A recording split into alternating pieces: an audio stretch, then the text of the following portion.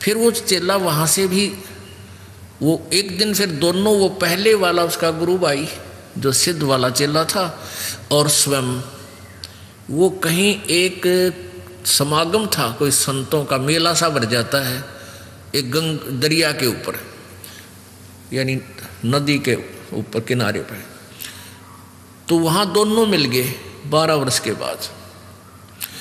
कुशल मंगल हुई तो उस सिद्ध के चेला जो सिद्ध वाली ही साधनाएं कर रहा था, उसने उस तत्वदर्शी कबीर पंथी संत का शिष्य होने वाले अपने गुरु भाई से, अपने मित्र से पूछा कि भी तूने क्या कमाई की 12 वर्ष में। तो कबीर पंथी शिष्य का चेला होने के बाद वो शिष्य कहता है कि मन ने तो वह सब कुछ पा लिया, कल्याण का मार्ग मिल गया, भक्ति का सही विधि मिल गई, अपनी भक्ति कर रहा हूँ और कल्याण हो जाएगा। कहने लगा कोई तूने सिद्धि प्राप्त करी है तेरे पास कोई? तो बोला भाई ये डड़े डोन की हमने कति जरूरत कोई नहीं। तो वो कहता है सिद्ध का चेला के देख तने तो जीवन खो दिया अपना, और मैंने 12 वर्ष में सिद्धि प्राप्त की है। क्या की है? जल के ऊपर के ऐसे चला गया परले किनारे जैसे जमीन पर चलता है, और फिर वापस आ गया न्यो का न्यो पट पट पट करता हुआ, और न्यो गर्व से कहता देखा तने तो अपना जीवन खो लिया, मैंने देख कितनी सिद्धि कर ली। वो कबीर पंथी शिष्य का जो चेला था वो कहने लगा भले आदमी तने 12 वर्ष में 2 अन्य की कमाई करी, यो किश्ती वाला एक आना में तो परली तरफ ले जाता है और एक आना में उल्टी छोड़ दे, तने तो 12 वर्ष में 2 अन्य कमाई करी है, क्यों डरे ढो रहा है? फिर वो मित्र था, उसको भी परमात्मा की चाह थी, उसको पूरा ज्ञान समझाया। तो वो भी कहने लगा भाई फिर मन तो जीवन खो दिया, मुझे भी अपने गुरुजी से मुझे भी ये नाम दिला दे, मेरा कल्याण करवा दे। फिर वो शिष्य रोने लग गया जो कबीरपंथी शिष्य का चेला था, फिर वो रोने लग गया। तो वो सिद्ध कहने लगा कि आप क्यों रो रहे हो? तो वो बोला कि वो कबीरपंथी संत बोला कि अभी ईब तेरा कल्याण हो नहीं सकता, मैं इसलिए रो रहा हूँ। अब वो चेला वो सिद्ध कहने लगा भी ऐसी कौन सी बात है, मेरा कल्याण ना हो, मैं ऐसा दुर्भाग्यशाली प्राणी हूँ क्या मेरा कल्याण नहीं होगा जब आपका हो गया? तो उसने कबीरपंथी संत ने कहा कि भाई मेरे गुरुजी शरीर छोड़ गए, यदि मैं तुझे उनसे नाम दिलाता तो वो है नहीं। तो वो इतना ज्ञान तो होता ही है। तो वो सिद्ध कहने लगा भाई वो किसी को अपना उत्तराधिकारी बना कर गए होंगे, मैं उससे ले लूँगा नाम, मुझे कल्याण कराना है। कहने लगे तू उससे नाम ले नहीं सकता जिसको वो उत्तराधिकारी बनाकर गए हैं, क्योंकि वो सिद्ध जब वो एक गुरु के चेले थे दोनों, तो जो सिद्ध अभी भी सिद्धि ही कर रहा था वो सीनियर था, और वो कबीरपंथी शिष्य बना वो उस तो जूनियर था उस पहले वाले गुरु के। यहाँ सीनियर जूनियर की बीमारी सारा है।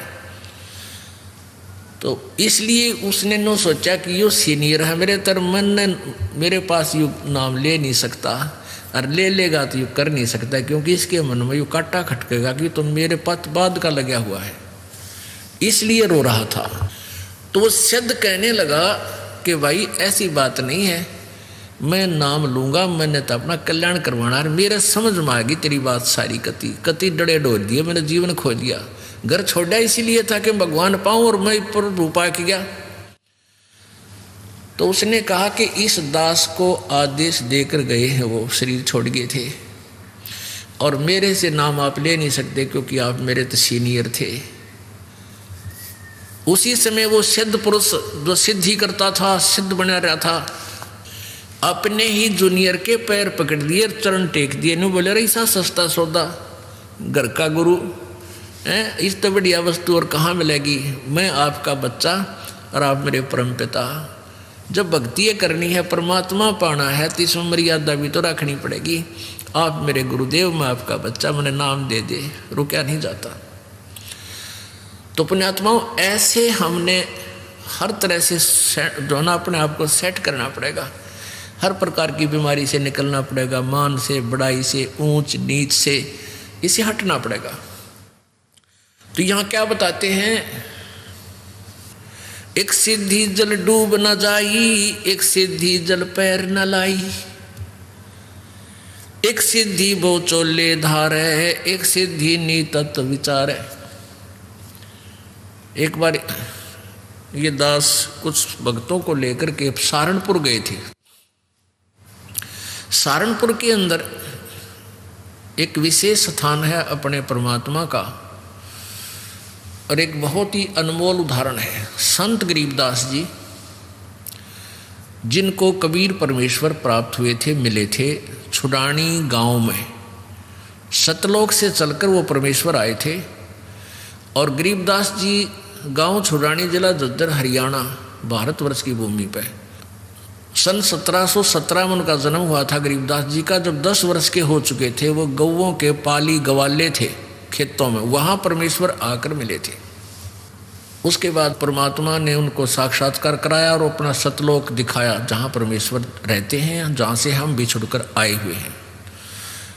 तो आगे चल के गरीबदास जी ने परमात्मा कबीर जी की महिमा कलम तोड़ आँखों देखा हाल पूरा लिखा हुआ है, जिसको ग्रंथ सदग्रंथ साहिब हम बोलते हैं, जिनका ये पाठ चल रहा था 3 दिन उस अमरवाणी का। तो गरीबदास जी द्वारा लिखवाई गई वो वाणी है। तो गरीबदास जी का एक शिष्य था। गरीबदास जी कहीं सत्संग करने जा रहे थे, और वहाँ एक सहारनपुर का भूमड़ नाम का एक सैनी था, सैनी जाति से एक भूमड़ सैनी नाम का एक भक्त सहारनपुर का कहीं अपनी रिश्तेदारी में गया हुआ था। वहाँ गरीबदास जी सत्संग कर रहे थे। उस पुण्यात्मा ने सत्संग सुन लिया और गरीबदास जी से उपदेश ले लिया। फिर वो छुड़ानी जाने लग गए, जहाँ गरीबदास जी प्रत्येक पूर्णमासी को सत्संग किया करते थे। अब वो धीरे धीरे इतने प्रभावित हो गए वो भूमड़ जी, भूमड़ भक्त सैनी, के प्रतिदिन न प्रति महीना सहारनपुर से चलकर छुड़ानी आने लग गए। पहले तो धीरे धीरे ज्ञान होता है, फिर इतनी श्रद्धा बन गई कि सहारनपुर से चलकर गांव छुड़ानी, जिला झज्जर में वो प्रत्येक महीना आते। पहले ना तो कोई कन्वेंस थी, ना कोई रास्ते थे, पैदल आना सहारनपुर से चलकर। सहारनपुर से मेरे ख्याल में झज्जर छुड़ानी गांव 100 किलोमीटर से 150-200 किलोमीटर के आसपास है। अब वहाँ से पैदल चलना, और पहले वर्षा के दिनों में ये जैसे बीच में दरियाएं बहा करती थी, उन पर कोई पुल भी नहीं था, वो आते थे। वो ऐसे पिछले 1 वर्ष से ऐसा उसने प्रक्रिया कर ली। अब गरीबदास जी ने कहा, बेटा ऐसे दुख ना पाया कर, तू 1-आधा महीना छोड़ कर आ जाया कर। नो बोला, गुरुजी मेरे पर डटा नहीं जाता, मुझसे रुका नहीं जाता। तो गरीबदास जी बोले, कोई बात ना, ले बेटा तेरी मौज है। अब क्या हुआ कि गरीबदास जी ने भादुआ सुदी दूज को शरीर छोड़ना था। उससे पहले उस भगत से कह दिया, बेटा अब तू यहाँ मत आना, ये मेरा ऑर्डर है, आज के बाद यहाँ नहीं आएगा। अब भूमड़ रोने लग गया, भूमड़ भगत रोने लग गया। काफ़ी रोता रहा कि गुरुजी ने भाई बड़ा आदेश दिया, क्या बात है, मेरे से कोई त्रुटि बन गई, कोई गलती होगी मेरे से। परमात्मा गरीबदास जी बोले, बेटा क्यों रो रहा है? कि जी यूँ रो रहा हूँ, मुझ दास से कोई गलती तो नहीं बन गई, आपने यहाँ न आने का आपके दर्शन ना करने का आदेश दे दिया। परमात्मा ने कहा, गरीबदास जी ने कहा कि दर्शन ना करने का आदेश नहीं दिया मैंने, यहाँ न आने का आदेश दिया है। मैं तेरे पास वहीं आऊँगा बेटा। बालक मैंने शादी कर दी, 4 लड़के थे, 2 लड़की गरीबदास जी के पास संतान थी। लड़कियों ने शादी नहीं करवाई, ब्याह नहीं करवाया था, वो आजीवन ब्रह्मचारी रही थी अपनी भक्ति की। 4 बच्चों का ब्याह कर दिया। अब मैं फ्री हूँ बेटा, वहाँ आऊँगा तेरे पास, और तेरा बाग है बताते हैं वहाँ। अच्छा हाँ जी, आपकी दया है, आपकी कृपा से ही तो सब कुछ हो रहा है। तो भाई उस बाग में मेरी एक झूपड़ी डाल दिए बेटा, मैं भी अपना भजन करूँगा और तेरे को सेवा दर्शन हो जाएंगे। तो बड़ा खुश होया और वापस चला गया। अब इंतजार कर रहा है, गुरुजी आए नहीं। उधर क्या हुआ, गरीबदास जी ने वो शरीर छोड़ दिया भादुआ सुदी दूज को सन 1778 में। तो 6 महीने हो गए। भूमड़ वहाँ रोए जैसे धर्मदास जी रोया करते तरफ में, और इतना बुरा हाल हो गया, हे भगवान क्या हो गया। और उधर से उसका बाग सूख गया, बाग कति सारे में कीड़ा लाग के कति सारा सूख गया। उसने सोची भाई मेरे भगवत जरूर अवश्य गलती बनी है जब गुरुदेव ने मुझे वहाँ दर्शन करने की मनाही कर दी, और इधर से यहाँ मेरा बाग सूख गया। अपने आप को कोस रहा है, अपने अवगुणों को ढूंढ रहा है, मैंने कौन सी गलती ऐसी कर दी जो गुरु जी रूस के मेरे थे। तो 6 महीने रोता रहा। बसंत पंचमी के दिन गरीबदास जी भादुआ में शरीर छोड़ के बसंत पंचमी के दिन उसी शरीर में 61 साल की आयु के शरीर में, और वह भूमड़ के घर पर जाकर सच्चाई बोल दी। अब भूमड़ चरणों में पड़कर खूब रोया, है भगवान मन तेने सोच ली थी कि मेरे से कोई गलती बन गई गुरुदेव, आप रुष्ट हो गया, पाए कोई ना। गरीबदास जी बोले भाई कोई बात ना बेटा, थोड़ा सा लेट हो गया, मैंने काम हो गया था। और भाई मेरा जो ना उस बाग में झूपड़ी डाल दे, जो तेरे बाग है ना, या घर में तो मैं नहीं रह पाऊंगा, वहाँ के एकांत में भगत भजन कराया करूँगा। तो भूमड़ बोला महाराज जी वहाँ तो बाग तो सूख गया। गरीबदास जी बोले सूख के बाग में झोपड़ी डाल दे मेरी, कोई बात नहीं। अब गुरु जी की आज्ञा पा के उसने वहाँ एक झोपड़ी एक हट बना दी फूस फास डाल के। हफ्ते पाछे वो सारा बाग हरा भरा हो गया। गरीबदास जी वहाँ बैठते ही सारा नगर देखने आया, वो पूरा शहर देख, छोटा गांव था जब ये शहर बरवाला जितना, सहारनपुर, यानी 200 वर्ष पहले की बात है। तो सारा गांव नगर देखना आया, और बहुत से उस चमत्कार से भाई भूमड़ कहे मेरे ये गुरुजी हैं जिनकी मैं रोज महिमा गाया करता था, ये बड़े सिद्धि युक्त हैं, बड़े पहुँचे हुए महात्मा हैं, और भाई बहुत से मुसलमान और हिंदू गरीबदास जी के शिष्य वहाँ हो गए। अब क्या बात है कि वहाँ ये दास क्या बताना चाहता था, एक सिद्धि बहु चोले धारे, एक सिद्धि नी तत्व विचारे। वहाँ एक लाल दास नाम का सिद्ध पुरुष था, उसका भी जहाँ गरीबदास जी का आश्रम बना हुआ छोटा सा, जहाँ उन्होंने दोबारा शरीर छोड़ा था, उसके साथ में ही 300-400 फुट की दूरी पर लाल दास जी का बहुत बड़ा मंदिर बना रखा है। वो शिव विष्णु पुजारी था। अब क्या हुआ कि वहाँ 35 वर्ष तक गरीबदास जी उसी रूप में रहे। हिंदू और मुसलमान दोनों ही गरीबदास जी के शिष्य बने, क्योंकि ये ज्ञान ही एकता उपजाने का है, उनका ऐसा ज्ञान है कबीर जी का। तो वहाँ शहर सहारनपुर शहर के अंदर एक आश्रम बना हुआ है, भूमड़ का पूरा घर था, वो उसका संतान नहीं थी, परमात्मा ने उसका कल्याण करना था, इसलिए उसको उस झंझट में फंसाया नहीं। तो उसने सारा ही अपना घर भी आश्रम के रूप में बना दिया था। आज भी वहाँ विद्यमान है। गरीबदास जी की परंपरा का एक आधा कोई भक्त वहाँ रह रहा है, ये दास देख के आया था। तो वहाँ 35 वर्ष की आयु के बाद शरीर छोड़ दिया, तो वहाँ उस बाग के अंदर ही उस शव को अंतिम संस्कार वहाँ दफना रखा है वो शरीर। तो अब क्या हुआ, जब शरीर छोड़ दिया गरीबदास जी ने, यानी शरीर त्याग दिया वहाँ पे, तो वहाँ काफ़ी भक्त शिष्य हो गए थे। तो उन्होंने सोचा भी छुड़ानी वाले जो इनके वंशज हैं, गरीबदास जी के बच्चे हैं, संतान है, उनसे पता करके आओ कि महाराज जी के शरीर को यहाँ लावा या वहीं अंतिम संस्कार कर दे। 2 घोड़ों पर 2 व्यक्ति सहारनपुर से चले, छुड़ानी आए। तो उनसे कहा कि भाई ऐसे ऐसे गुरुजी ने शरीर त्याग दिया है, महाराज गरीबदास जी ने, यानी आपके दादा ने, परदादा ने, पिताजी ने, जैसे भी उनके नेक थे। तो सहारनपुर में, और आप बताओ क्या करना है उनको, यहाँ कहो तो यहाँ लाएं कोई बैलगाड़ी में डाल के, और या ये कहो कि वही अंतिम संस्कार कर दे, तो वो आप साथ चलो हमारे, उनका अंतिम संस्कार कर देते हैं।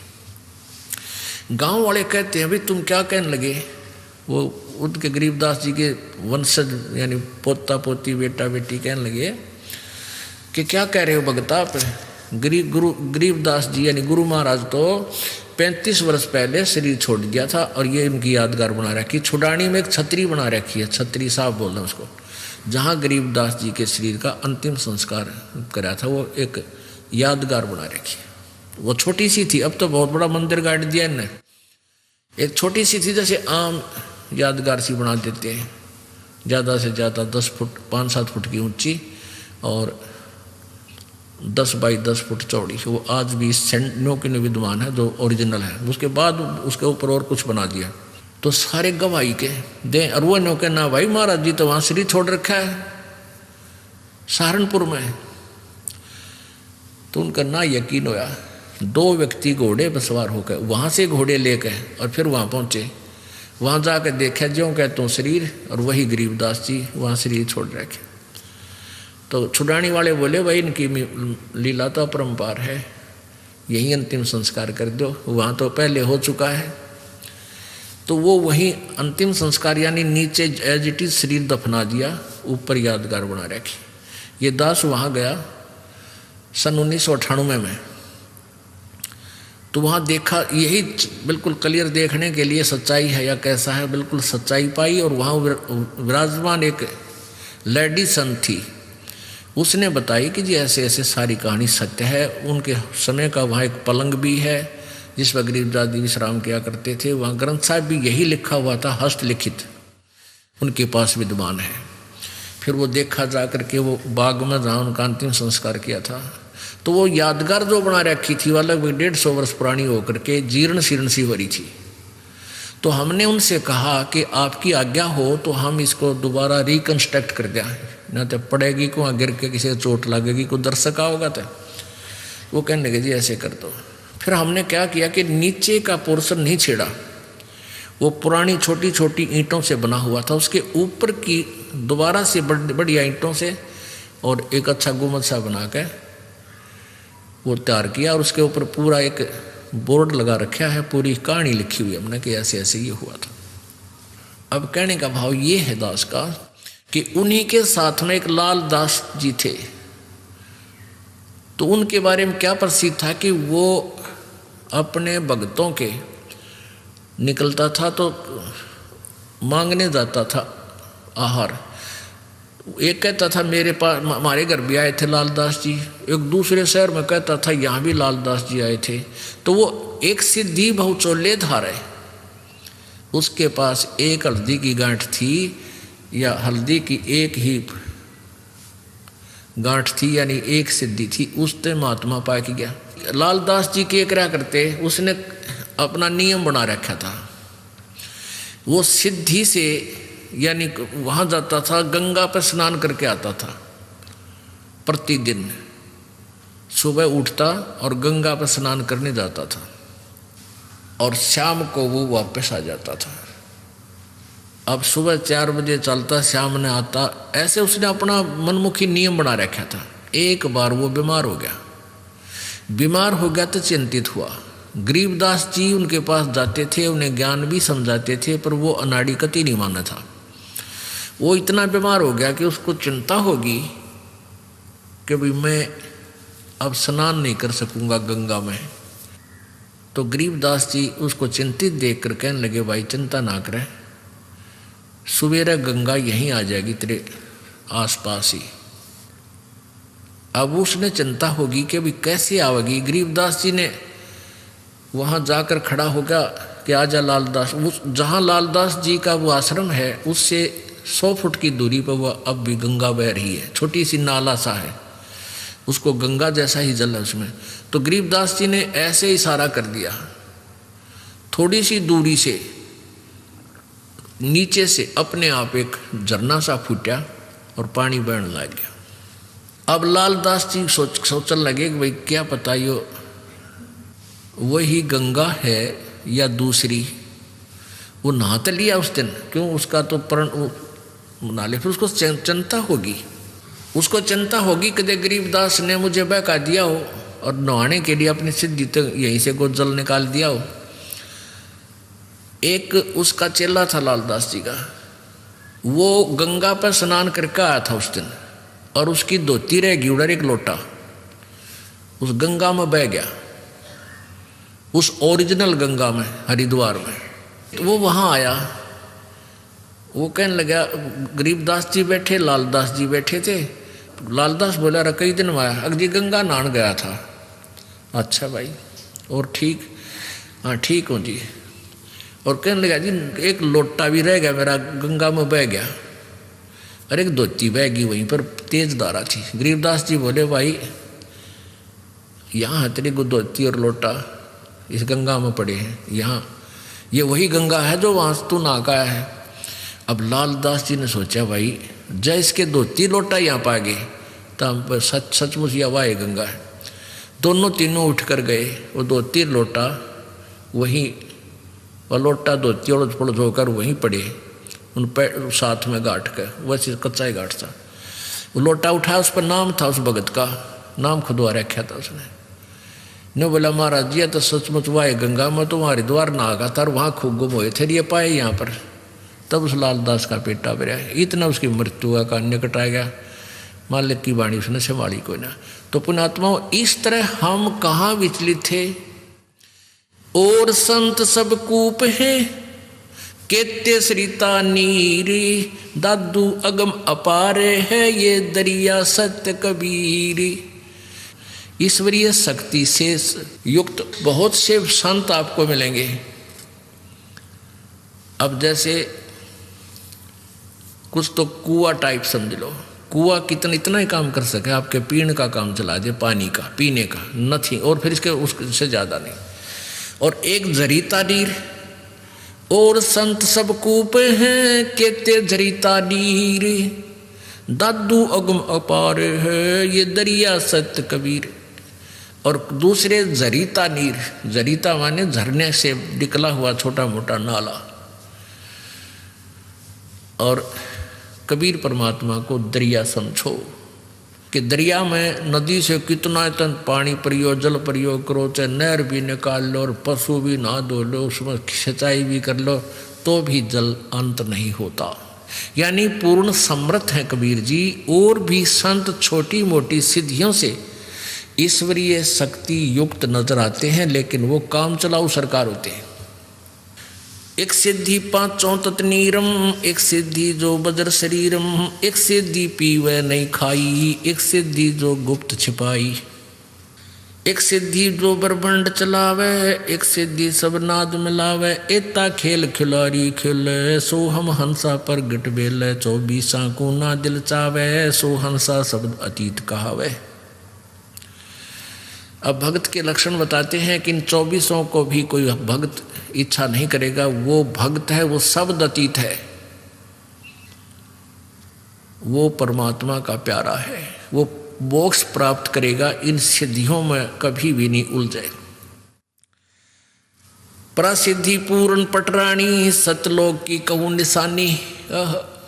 कबीर परमेश्वर के पास इन सब सिद्धियों की माँ, यानी सब सिद्धियों की जननी, पूर्ण सिद्धि, प्रसिद्धि पूर्ण पटरानी, और सतलोक की कहूँ निशानी। सतलोक सुख सागर पाया और सतगुरु भेद कबीर लिखाया। हमारे सतगुरु कबीर परमेश्वर जी ने ही हमें इस ज्ञान को दिया। परमहंस देखो परवाना, जन कहता दास गरीब दीवाना। कि आप परवाना माने वो परमात्मा का वास्तविक संदेश, यथार्थ ज्ञान समझो, उसके आधार से भक्ति करो, तब तुम्हारा मोक्ष होगा। अब परमात्मा पाने के लिए हमारे अंदर कितना समर्पण होना चाहिए। जैसे हम पहले कहते थे, तन मन धन सब तेरा, तेरा तुझको अर्पण, क्या लागे मेरा। और चवन्नी दान नहीं कराया करते, चवन्ने नहीं दिया करते। एक हफ्ते में 100 रुपये का बूंदी का प्रसाद बैठा करते, मंगलवार का व्रत रख के। और गीत गाया करते नो, तेरा तुझको अर्पण क्या लागे मेरा। अब हम क्या कर रहे हैं, अब एक एक भक्त ऐसे बढ़ चढ़कर परमात्मा की प्यारी आत्मा इतने उभर रहे हैं, उनकी कथा सुना दो तो आप हैरान रह जाओ, किस प्रकार समर्पित है मालिक पर, फिर किस तरह उनको परमात्मा दोनों हाथों दे रहा है। देते को हर देत है जहां तहां से आने, अणदेवा मांगत फिरो फिर परमात्मा सुने ना काने। जो दान करता है उसको भगवान अवश्य देगा, ये नियम है ईश्वर का। लेकिन कहाँ, सुपात्र को दान दे, कुपात्र को नहीं। अब जैसे अपने उपजाऊ खेत में बीज बोओगे, समार पाक अच्छी तरह, तो डूंडा पाटेगा, यानी 1 एकड़ में 70 मन गेहूँ हो जा। अर्ज की तक कालर में अर्थात रेही में जाकर बो दोगे उतना ही बीज, वो बीज भी जल जाएगा। यानी कुपात्र इन झूठे गुरुओं के पास दान दिया भी आपका नहीं फल है। सुपात्र यानी अपने यथार्थ अपनी डहर में बोए, डहर में, डहर का अर्थ है उपजाऊ जमीन, उसमें बोए, फिर देखो कितना उपजा। यानी पूर्ण संत के माध्यम से किया हुआ दान आपको बहुत गुना वापस होकर मिलता है। और नी इच्छा जो दान करते हैं बगैर किसी मनोकामना के, उसके दोनों फल हैं। वो भक्ति में भी उसका जो है ना फल मिलता है, भक्ति में भी वो ऐड हो जाता है। जैसे परमात्मा कबीर जी कहते हैं, चिड़ी चोंच भर ले गई नदी न गट्टो नीरे, दान दिए धन घटे नहीं नो कह रे साहिब कबीर। परमात्मा अपनी मोर मार कर कह रहे हैं, अपना गवाही दे रहे हैं कि जैसे जल से चिड़िया चोंच भर लेगी दरिया से नदी तक, उसमें कोई फर्क नहीं पड़ता। इसी प्रकार आप दान करते हो, उस दान के देने से जैसे नदी का दान दिए धन घटे नहीं। आप कितनी कमाई करते हो विचार कर लो, आप कितना धन कमाते हो जिस दिन से आप अपने पैरों पर खड़े होते हो और जिस दिन तुम्हारा अंत होगा। और फिर उसकी रेसों में कितना दान करते हो, जैसे दरिया में तो एक चोंच चढ़ी लेगी हो, इतना ही दान आप कर पाते हो। बाकी सारा या काल व्यवस्था में ही लगा जाते हो, लग ही जाता है। फिर उसका उस चढ़ी वाले चोंच का यानी थोड़े से दान किए हुए का आपको कितना फल परमात्मा देता, इस जन्म में सुखी करे और आगे जन्म में ये कई हजार गुना बना और दरिया पावे, यदि सुचारू विधिवत दान किया जाता है तो। वैसे ड्रामेबाजी अपनी मर्जी से दान करना, उसका कोई लाभ नहीं होगा। अपने आत्मा कई बातें आ जाती हैं जो तत्व ज्ञान है और हम बालक हैं, भक्ति मार्ग में हमें ज्ञान नहीं था। एक तरफ तो ये कहते हैं बस जो जैसा कर्म करेगा उसको फल अवश्य मिलेगा, पाप करो चाहे पुण्य करो। और एक तरफ से परमात्मा कहते हैं गुरु बिन माला फेरते गुरु बिन देते दान, गुरु बिन दोनों निष्फल हैं चाहे पूछो वेद पुराण। अब गुरु जी के द्वारा दान नहीं किया गया वो व्यर्थ है, निष्फल है, बेकार है, ये भी कह रहे हैं। फिर ये भी कहते हैं मन तो पावेगा अपना किया रे, भोगेगा अपना किया रे, मन तू पावेगा अपना किया रे, भोगेगा अपना किया रे। ये दोनों बात क्यों करवाई? हाँ, इसका भी एक एग्जाम्पल है। जैसे जब तक हमें संत परम नहीं मिलते तो हम दान करते थे, कोई भंडारा करता है, कोई किधर गौशाला धर्मशाला बनवा देता है, कोई प्याऊ लगवा देता है, कोई तीर्थों पर जाकर भोजन भंडारे साधु संत भक्तों को कराता है, उसका भी फल मिलता है, व्यर्थ नहीं है। और वो व्यर्थ भी है। ये दोनों बात कैसे हैं? ऐसे हैं कि जैसे किसी ने पुण्य बहुत कर दिया और परम संत मिला नहीं, झूठे गुरुओं का भी आड़ ले ली, झूठे गुरु भी बना रखे हैं, वो नकली हैं, तो वो क्या होगा कि उसका किया हुआ पुण्य उसे अवश्य मिलेगा, अगले जन्म में वो कुत्ता बन जाएगा। आपने देखा होगा कई कुत्ते, ड्राइवर तो होता मनुष्य और कुत्ता बैठा है माल्यकाली का सीट पे, बैक सीट पे, और शीशे में झांकी में गन्नू देखा है बैठ के, बाढ़ मुँह काट गए, और मुनस उसका ड्राइवर है और उसका पालतू कुत्ता। और उस कुत्ते के लिए अलग से एक रूम होता है, और 2 हफ्ते में 2 बार वेटरनरी सर्जन यानी डंगरा का डॉक्टर उसकी चेकअप करके जाता है। 3 बार उसका स्नान कराया जाता है, सुबह सुबह सैर सपट्टे करा के लाता है, और बढ़िया भोजन आहार उसको मिलता है। जन साधारण मनुष्य को भी इतना अच्छी ट्रीटमेंट, इतनी सुविधा नहीं मिलती जो कि उस कुत्ते को मिली हुई है। अब उस नालायक प्राणी ने दान तो किया, और उस दान का, उस पुण्य का फल भी उसको मिल गया, पर मिला कुत्ते के रूप में। यदि वो परम संत की शरण में होता तो उसको मान ले पार ना होता तो ये सुविधा मिलती, कार भी मिलती, वेटरनरी सारी सुविधाएं मिलती, कूलर लगा हुआ उसके रूम में ये भी मिलता, और जो आज कुत्ते के रूप में मिली उसने। और मनुष्य जीवन होता तो कहीं ना उस जन्म में किता न किता परमात्मा की प्यारी आत्मा कोई संत फिर मिल जाता। अब उसने दान किया, वो किया हुआ कर्म मिला, अपना किया हुआ पा लिया, लेकिन कुत्ते के रूप में। आज तो उसने सारी सुविधा मिल गई, जो दान पुण्य किए थे भंडारे भंडूरे, और अगले जन्म में वो सूअर बनेगा। फिर क्या मिलेगा? फिर वो मिलेगा जो बता भी नहीं सकते हम, यहाँ कहते विश्रम आवे, वो मिलेगा उसको खाने के लिए। तो कहने का भाव ये, परमात्मा हमें हर तरह से चौकस करना चाहते हैं कि जो तुम कर रहे हो फल वो भी मिलेगा, लेकिन वो फल यूजलेस होगा। गुरु बिन माला फेरते, गुरु बिन देते दाने, गुरु बिन दोनों निष्फल हैं, चाहे पूछो वेद पुराण। अब परम संत की शरण में आने के बाद और मोक्ष मार्ग की जो इच्छा रखते हैं उनको कितना समर्पण करना चाहिए। तन मन शीस ईस अपने पे, तन मन शीस ईस अपने पे, पहले में चोट चढ़ावे जब कोई राम भक्त गत पावे हो जी, जब कोई राम भक्त गत पावे हो जी।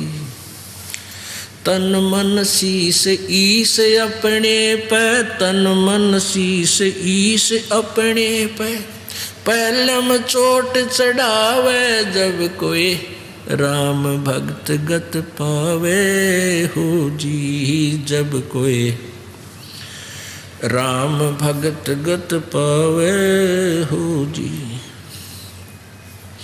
भाई सतगुरु तिलक अजप्पा माला, युक्त जटा रखवावे, सतगुरु तिलक अजप्पा माला, युक्त जटा रखवावे।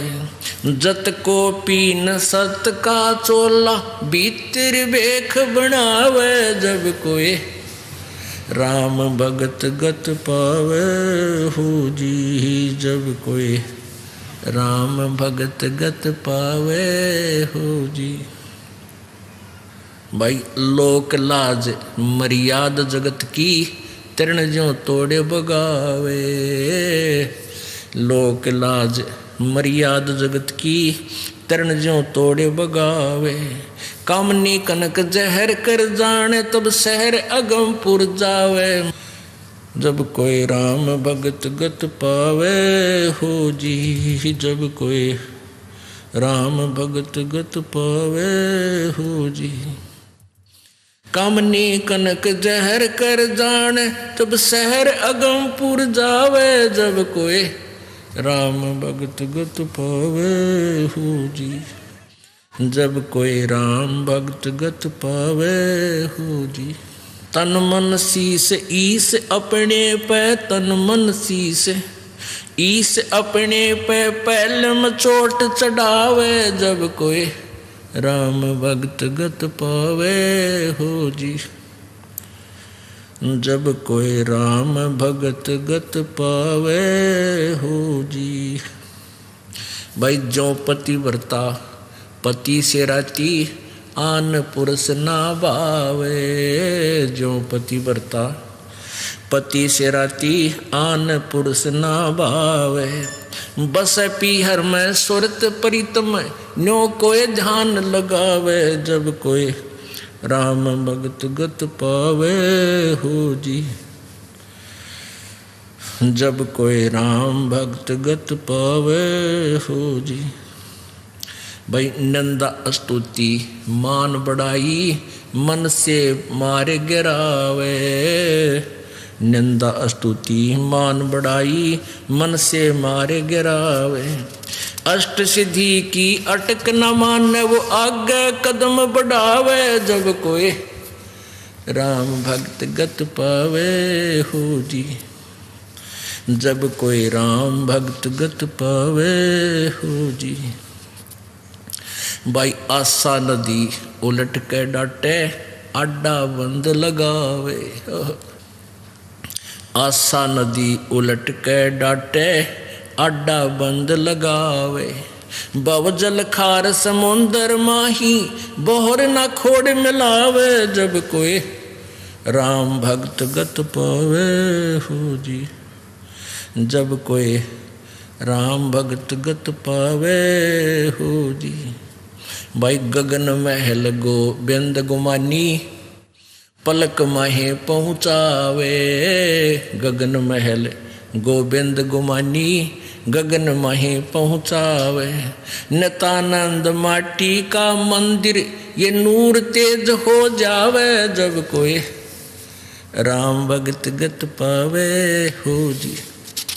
अब क्या बताते हैं, देखो नित्यानंद जी ये विष्णु जी के उपासक थे, और जैसा कि आपको बताया जाता है कि खेल का मैदान है ये भगवान वाला। अब जो जिला स्तर पर खेलते हैं उनके भी नियम वही हैं, और जो इंटरनेशनल स्तर पर चले जाते हैं खिलाड़ी उनके भी मर्यादा और नियम यही होते हैं।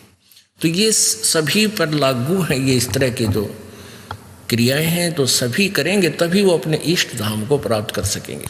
पहले तो गुरु पूरा हो और फिर समर्पण हो। तन मन शीश कैसे देना होता है, सिर काट कर नहीं देना।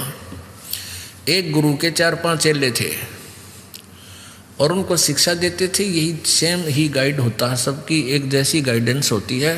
भाई गुरु जी को की आज्ञा का पालन अवश्य करना चाहिए, तभी जो है शिष्य गुरु जी से लाभ प्राप्त कर सकता है। भाई जो गुरु बचन पे डट गे कट गे फंद 84 के, कट गे फंद 84 के।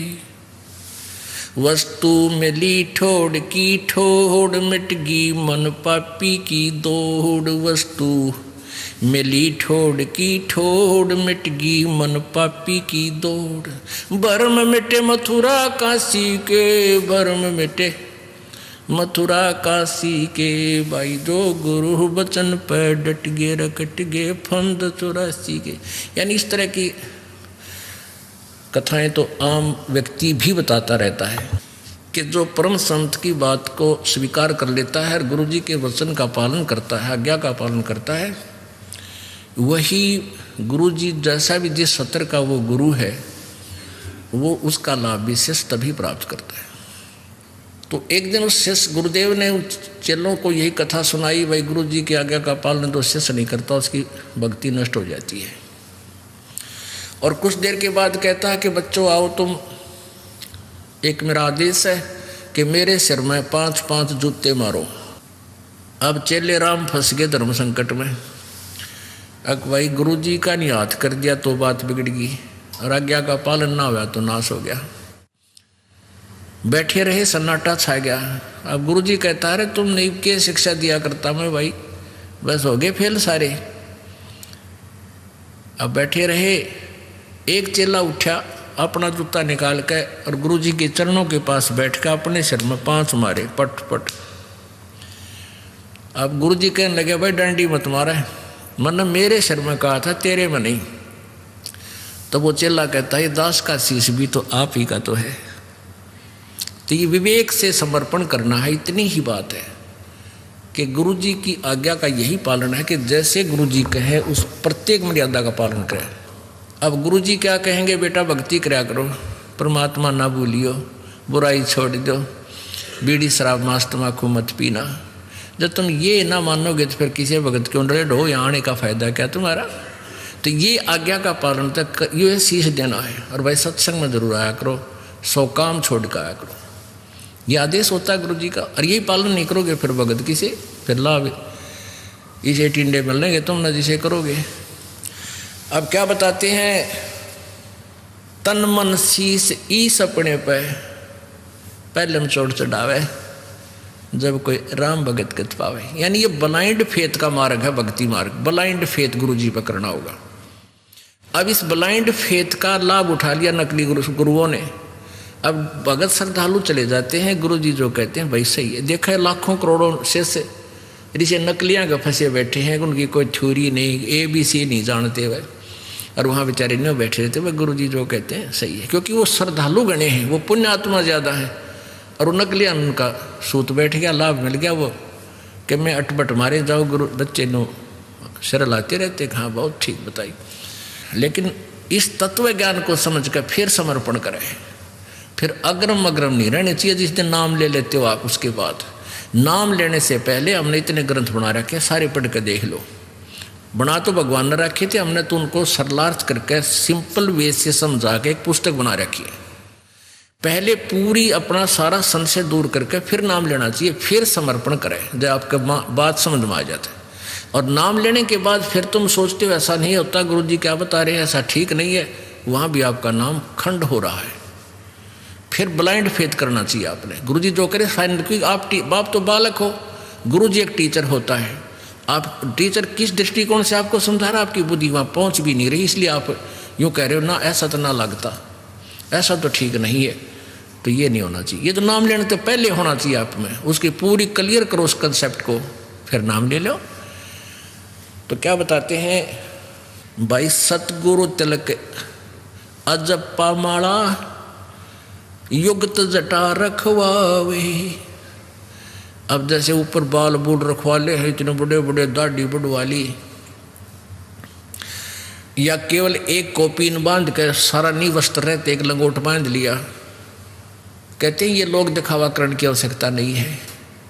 सतगुरु तिलक, तिलक जैसे आप लगाते हैं या माथे पे बिंदी सी, कहते हैं गुरु जी को यहाँ रखो, यानी शीश सिर पे माथे का तिलक, यानी अति पूजनीय। सतगुरु तो तेरा तिलक होना चाहिए, यानी उसको समर्पण होना चाहिए तेरा सब कुछ। और अजप्पा माला जो नाम दे रखा है श्वास का, वो अजप्पा माला, अजप्पा जाप होता है, वो तेरी माला, उसका स्मरण करता रहना। और युक्त जटा रखवावे, युक्ति जो साधन गुरु जी ने बताया है, जो विधि बताई है, वो तेरी जटा है, उसकी उसी तरह तू चल, यानी ऊपरली जटा की जरूरत नहीं। और जत को पीन, यानी एक इष्ट पर आधारित रहना। व्यभिचारिणी भक्ति मत करना, गीता जी में भी मना किया है। जो अव्यभिचारिणी भक्ति करते हैं वही उस परम पिता को प्राप्त होते हैं। व्यभिचारिणी भक्ति होती है एक इष्ट की बजाय 36 इष्ट, 36 देवताएं पूजा करे, वो व्यभिचारिणी। जैसे एक लड़की अपने पति पर आश्रित ना हो करके अन्य पुरुष गमन करती हैं, तो वो व्यभिचारिणी कहलाती है। तो कहते हैं ऐसे नहीं चलेगा, केवल एक इष्ट और एक ही गुरु, नथिंग एल्स, जो वो बताओ वही करना होगा। तो यहाँ कहते हैं जत को पीन और सत का चोला, यानी पूरा खरा रहे, बकवाद नहीं करे, मन में दोष नहीं रखे, और भीतर वेख बनावे, अंदर अंदर साधु बने, बाहर दिखावा नहीं, नम्रता आवे, शुद्धता आवे, बुराई से दूर हो, चोरी चप्पा जारी नहीं करे, झूठ नहीं बोला, ये तेरा अंदर भेख बनावे। सत्य, सत्य का चोला भीतर भेख बनावे। फिर क्या कमाल करते हैं, क्योंकि ये मर्यादा करनी पड़ती है। लोक लाज मर्याद जगत की, और तरण जो तोड़ बगावे। जैसे मीराबाई ने तोड़ी एक ठाकरों के घर में जन्म होके, और रविदास जी एक शूद्र जाति के महात्मा से नाम लिया, उसने लोक लाज को डीकड़े की तरह तोड़ के फेंक दिया और वो परमात्मा पाई। लोक लाज मर्यादा जगत की, जो हमने मर्यादा बना रखी है, क्या बना रखी है, बात में जाओगा भाई, और बेबे बहन वहाँ पाटड़ा बिछावेगी और नो कहेगी भाई आड़े खड़ा और मैं तेरी पूजा करूँगी। उसका तिलक लावेगी, उसकी आरती करेगी। क्यों? एक 4 अन्य फालतू दे दे भाई, सारा रोला यूँ है। अरे ओ भाई पहले भी वही था, आज भी वही है। आपका बहन भाई का एक नाता विशेष हो है और बहन का हक है आप भाई जावे अपनी बहन के दुख में पहले दुखी हो जाकर बात वाले दिन क्यों ड्रामा करे। पहले पूछा बेबे तेने पैसे की आवश्यकता वो बता, और चीज़ चाहिए वह बता, उसकी आवश्यक वस्तु पहले ही प्रबंध कर दे, उस दिन ड्रामा नहीं करे। तो ये इस तरह की जो कहानी है ये लोक लाद, ये मर्यादा जगत की बनाई हुई मर्यादाओं को ये नहीं करे। जैसे रक्षाबंधन बनाती है बहनें, भाई पर जाती है, भाई का रक्षाबंधन बांधती है कि तू मेरी रक्षा करिए। एक बहन कह रही थी रक्षाबंधन को मैं गई हुई थी अपने भाई का रक्षाबंधन बांधने के लिए और भाई दुर्घटना में ग्रस्त हो गया, भाई की लाश मेरे पास आ गई। बताओ वो ईब समझ में आवा है कि वो बेचारा मेरी रक्षा कहाँ करेगा जो अपनी ना कर सका। तो क्यों ना उस परमात्मा के बांधे हम जाकर रक्षाबंधन कबीर परमात्मा की शरण में आए, उस सूत्र से बन जाए जो सबकी रक्षा करता है। तो इस तरह की जो मर्यादाएं हैं ये हमने तरण की तरह यानी डीकड़ा सा तोड़ कर फेंकना पड़ेगा। जो पति वर्ता पति से राती आन पुरुष ना भावे। कैसे साधना करते हैं? कहते बस है पीहर में सुरत प्रीत में नो कोई ध्यान लगा। ये हमारा मेडिटेशन। जैसे लड़की का ब्याह हो गया, शादी कर दी, पति के पास चली गई, फिर वह महीने 20 दिन के अपने घर के लिए अपने पीहर आ जाती है, मायके आ जाती है, तो उसका एक पल भी अपने पति से दूर मन नहीं होता और ना घर क्या नबेरा उसके मन में क्या सोच रही है, क्योंकि स्वाभाविक होता है। बच्चा जहाँ रहने लग जाता है वहाँ हर एक क्रिया में उसका ध्यान रहता है, भाई भैंस ना प्याई होंगी, फलाना काम ना कराया होगा, ते सोने का बन के खड़ा हो जा। दूसरा पुरुष और पतिव्रता लड़की के मन में वो स्वप्न में भी नहीं आ सकता।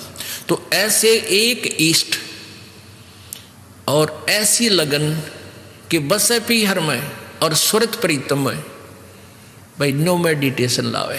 ये है मेडिटेशन हमारा। भाई नंदा सतुति मान बढ़ाई मन से मारे गिरावे। मान लिया आपकी कोई निंदा करता है, करने दे, बालक है इसने इतना बेरा है। और कोई आपकी सुखी बड़ाई करता है, भाई वो बड़ाई करे समझ लो कि मैं मांगण आया तेरे पे, सिद्ध है गायो। ये पति सीधी सी बात समझ लो संसारिक लोगों की। अगर आपकी बड़ाई करता है तो आपसे कुछ वस्तु इसने प्राप्त करनी है, ना तो यू कोई नहीं डूम की तरह गीत गावे। और वैसे कोई निंदा कर रहा है तो भाई यूँ करता है, कहाँ धके खान जावे है वहाँ के रखा है, देखो वो तीसरे दिन सत्संग में जावे है। वो निंदा करता है तो उसकी तरफ भी ध्यान नहीं दे, करने दे, इसलिए करता रहेगा। इसको क्या पता बालक है। निंदा स्तुति और मान बढ़ाई मन से मार गिरावे, अष्ट सिद्धि की अटक ना माने आगे कदम बढ़ावे। इन 8 सिद्धियाँ बेरा था कि इन 8 सिद्धि भी आ जाता तो भी इसकी तरफ ध्यान नहीं दे, भक्ति में मोक्ष की तरफ चले। बोलो सतगुरुदेव।